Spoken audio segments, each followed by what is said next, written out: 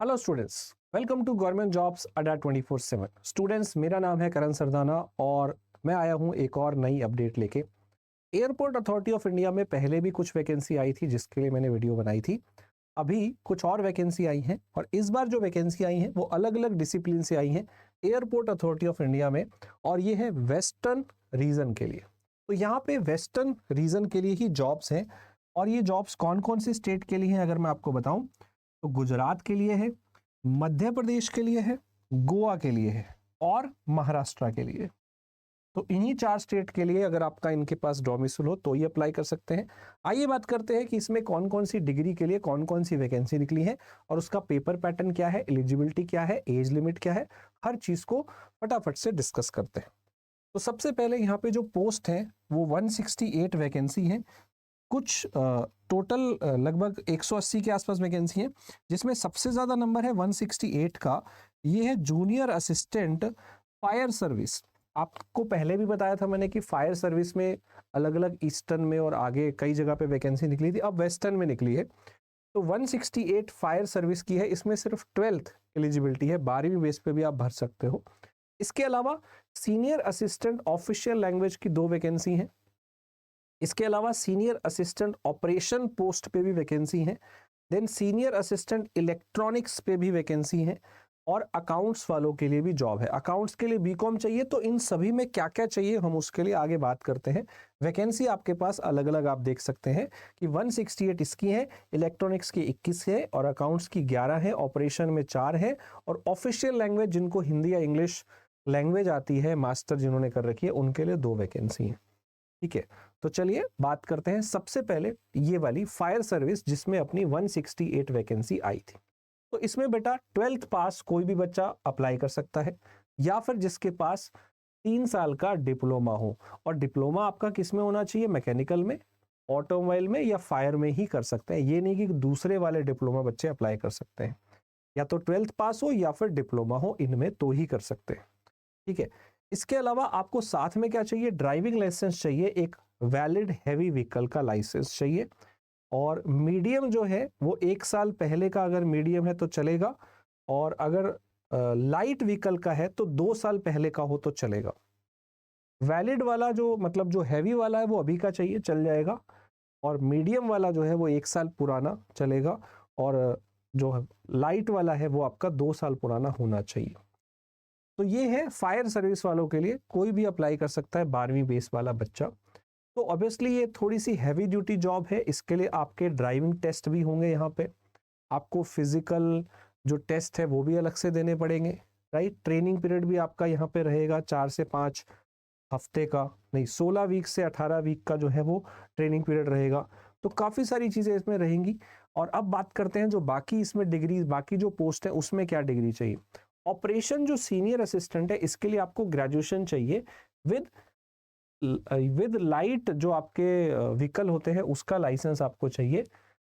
और इसमें आपको 2 साल का एक्सपीरियंस चाहिए ऑपरेशन में।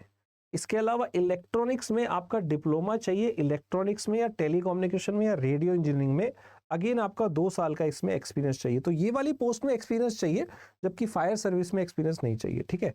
और सीनियर असिस्टेंट अकाउंट में आपको बीकॉम चाहिए। बीकॉम वाले जो बच्चे हैं जिनको कंप्यूटर की नॉलेज है एमएस ऑफिस में और 2 साल आपने कहीं काम कर रहा है, तो आप अप्लाई कर सकते हैं। मतलब ये जो बाकी पोस्ट है इसमें आप बिना एक्सपीरियंस के नहीं जा सकते। सिर्फ पहली जॉब जो फायर सर्विस वाली थी उसमें आप बिना जॉब के जा सकते हो।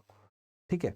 नाउ एक और है यहाँ पे ऑफिशियल लैंग्वेज की जो वैकेंसी थी, उसमें आपको मास्टर इन हिंदी चाहिए या फिर मास्टर इन इंग्लिश चाहिए, तो आप अप्लाई कर सकते हैं। अगेन आपको 2 साल का एक्सपीरियंस इसमें भी होना चाहिए, राइट। अप्लाई करने की जो डेट है वो 25 फरवरी है, यानी कि अब रजिस्ट्रेशन शुरू हो गए हैं। और 24 मार्च जो है इसकी आखिरी तिथि है अप्लाई करने की। तो पूरा 1 महीना है, कभी भी अप्लाई कर देना। मैक्सिमम एज है 30 साल, 30 साल तक आपकी एज है, 24 मार्च तक देखी जाएगी। ये 24 मार्च ही आपकी डिग्री की भी डेट है, डिग्री भी इस तारीख तक हो जानी चाहिए। और एज लिमिट भी आपकी जो है इसी तारीख तो देखी जा रही है। 30 साल एज है, लेकिन आपको रिलैक्सेशन मिलता है। SC ST को 5 साल, OBC को 3 साल, वो आपको मिलेगा। साथ के साथ यहाँ पे जो जूनियर असिस्टेंट और सीनियर असिस्टेंट है, कुछ पोस्ट जूनियर असिस्टेंट की है, कुछ पोस्ट सीनियर असिस्टेंट की है। उनका बेसिक पे में 5,000 का फर्क है। सीनियर वालों का जो बेसिक पे है वो 36,000 है और जूनियर वालों का 31,000 है, पर ये तो सिर्फ बेसिक है। उसके अलावा आपको और 10-15 चीज़ें मिलती हैं, जैसे कि डीए मिलता है, जैसे कि पर्क्स मिलते हैं, बहुत सारे एचआरए मिलता है, बहुत कुछ होता है। तो इससे लगभग 2 से ढाई गुना ही आपकी सैलरी रहेगी। और अभी आपको पता है कि 8th पे स्केल जैसे ही लग जाएगा, आपकी जो सैलरी है वो पहले से ही बहुत ज़्यादा हो जाएगी। तो आराम से 1 लाख प्लस ऊपर मिल जाएगा आपको सारी चीज़ें मिला के। ठीक है। दूसरा, यहाँ पे आपको जो पेपर देने हैं, पेपर का पैटर्न में थोड़ा-थोड़ा फ़र्क है। पहली बात तो यहाँ पे नेगेटिव मार्किंग नहीं रहती है, ध्यान रखिएगा। पहले बात करते हैं ऑफिशियल लैंग्वेज वालों के लिए क्या है। 2 घंटे का पेपर रहता है हिंदी में। इनको क्या करना है, इनको आपको पोस्ट वाइज 50% जो है इनका सब्जेक्ट वाइज, जैसे इनका ट्रांसलेशन का वर्क है, ऑफिशियल लैंग्वेज है, तो हिंदी इंग्लिश जो इनके ट्रांसलेशन वाले जो चीज़ें होंगी उसके ऊपर एक पार्ट का पेपर आएगा। और दूसरा पार्ट आपका रहेगा एप्टीट्यूड का, जिसमें जीए है, रीजनिंग है, मैथ्स है और इंग्लिश है। तो एक पार्ट में आपका सब्जेक्ट वाला आएगा, एक पार्ट में आपका मैथ, रीजनिंग, इंग्लिश, जीके आएगा। बेटा ये जो सिलेबस होता है ये एसएससी के जैसे पैटर्न फॉलो करता है। तो आप इसकी तैयारी के लिए एसएससी महापैक ज्वाइन कर सकते हो, जिसमें आपको सारे सब्जेक्ट की क्लासेस मिलेंगी। अड्डा के ऊपर जाके बस एसएससी महापैक बाय कर लो और ये कोर्स में कोड लगा लेना Y985, तो आपको डिस्काउंट मिल जाएगा जो भी होगा मैक्सिमम। ठीक है, क्योंकि मैथ, रीजनिंग, इंग्लिश, जीके पढ़ना पड़ेगा। ठीक है, बल्कि इसमें आपको क्या है कि थोड़ा ट्रांसलेशन वाली चीज़ें मिल जाएंगी, जैसे हिंदी ट्रांसलेटर की भी वीडियोस होती है उसमें, वो भी आपको कहीं ना कहीं इसके अंदर मिल जाएगी। इसके अलावा आगे फिर आपका बायोमेट्रिक होगा, जिसमें आपको कंप्यूटर बेस्ड टेस्ट देना है, ये सब इसके अंदर रहेगा। कंप्यूटर का भी टेस्ट आपको देना पड़ेगा। अब आगे बात करते हैं सीनियर असिस्टेंट ऑपरेशन के लिए। आपको एक तो आपको computer based test written exam देना है 2 घंटे का। ठीक है, इसके अलावा इसमें नेगेटिव मार्किंग नहीं है और मिनिमम पासिंग मार्क्स भी है 50%। अगेन वही पार्ट ए और पार्ट बी जो होगा सेम, पार्ट 1 आपका सब्जेक्ट वाइज होगा और पार्ट 2 आपका मैथ, रीजनिंग, इंग्लिश, जीके वाला होगा। और इसके बाद आपको आगे बायोमेट्रिक अटेंडेंस और डॉक्यूमेंट वेरिफिकेशन के लिए जाना पड़ेगा। वो आपको हर जगह ही जाना पड़ेगा डॉक्यूमेंट वेरिफिकेशन के लिए। सिंपल सी बात है कि आपको आपका जो टेस्ट देना होगा उसमें आपको 50-50 देना है, लेकिन इलेक्ट्रॉनिक्स वाले में क्या है कि 70% आपका टेक्निकल पोर्शन है और 30% ही आपका बाकी सब्जेक्ट आएगा, मैथ, रीजनिंग, इंग्लिश, जीके। ऐसे ही आपके पास और भी यहाँ पे चीजें रहेंगी। अकाउंट्स वालों के लिए भी 70-30 का रेशो है। ठीक है, और जो जूनियर असिस्टेंट फायर सर्विस है इनका भी एक पेपर होगा, इसमें 50-50 है। 50% आपके सब्जेक्ट से रिलेटेड आएंगे, एजुकेशन क्वालिफिकेशन से, और 50% आपके मैथ, रीजनिंग, इंग्लिश, जीके से आएंगे। अच्छा, इसमें आपके टेस्ट ज्यादा होंगे। इसमें आपका फिजिकल मेजरमेंट और मेडिकल टेस्ट होगा, ड्राइविंग टेस्ट होगा, फिजिकल एंड्योरेंस टेस्ट भी होगा। तो आपको फिजिकली फिट होना पड़ेगा। जो जो भी इसमें लिखा है नोटिफिकेशन को पढ़ लीजिएगा, इसमें बहुत सारी चीजें लिखी हुई हैं। इसमें ड्राइविंग टेस्ट होगा फायर सर्विस का, फिजिकल एंड्योरेंस टेस्ट होगा, रनिंग टेस्ट होगा फिजिकल में, पोल क्लाइंबिंग टेस्ट होगा, कैजुअलिटी कैरिंग टेस्ट होगा, लेडर क्लाइंबिंग टेस्ट होगा, रोप क्लाइंबिंग टेस्ट होगा। तो काफी सारे फिजिकल टेस्ट, ड्राइविंग टेस्ट इसमें होने वाले हैं। तो अगर आप फिजिकली फिट है और सब चीज कर सकते हैं, फिजिकल की तैयारी कर सकते हैं, तो ही आप इस पेपर को भरिएगा जो फायर सर्विस में जा रहे हैं। क्योंकि ये कैजुअलिटी और ये थोड़ी सी जो है इस तरह की जॉब है जिसमें आपको ज्यादा फिजिकली एक्टिव रहना पड़ेगा। चलिए, एग्जाम फीस कितनी है? इसकी फीस है 1000 रुपए। ठीक है, किसके लिए? जनरल और ओबीसी वालों के लिए। और आपको यहाँ पे किसी के लिए छूट मिलती है क्या? यहाँ पे कुछ लिखा है, आई डोंट थिंक कि कहीं पे कुछ फीस का लिखा है। हाँ, तो जिनका भी 1 साल का अप्रेंटिस होगा उनको छूट मिलेगी।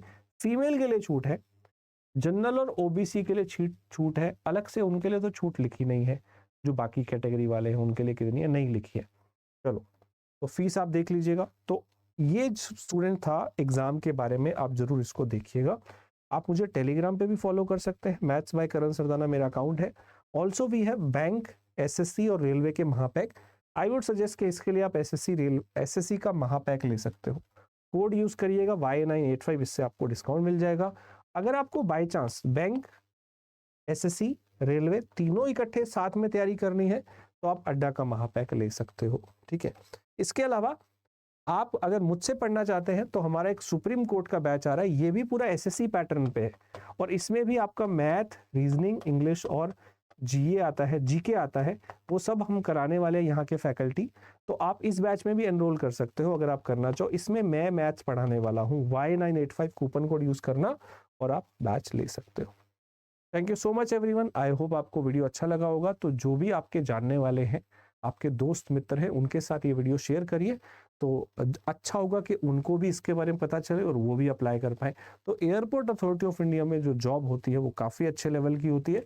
अगर आपकी ये जॉब लगती है तो आपकी एक लाइफ सेट हो सकती है, बेटर जॉब आपको फ्यूचर में मिल रही है। तो आप इसको ज़रूर ज्वाइन करें, इसके बारे में पढ़ें, अच्छे से देख के अगर आप एलिजिबल हैं, सारी चीज़ों में फिट हो सकते हैं, तभी फॉर्म को भरिएगा। कुछ जगह पे एक्सपीरियंस भी चाहिए तो उसे भी देख लीजिएगा, कुछ जगह पे बिना एक्सपीरियंस के नहीं भर सकते। Thank you.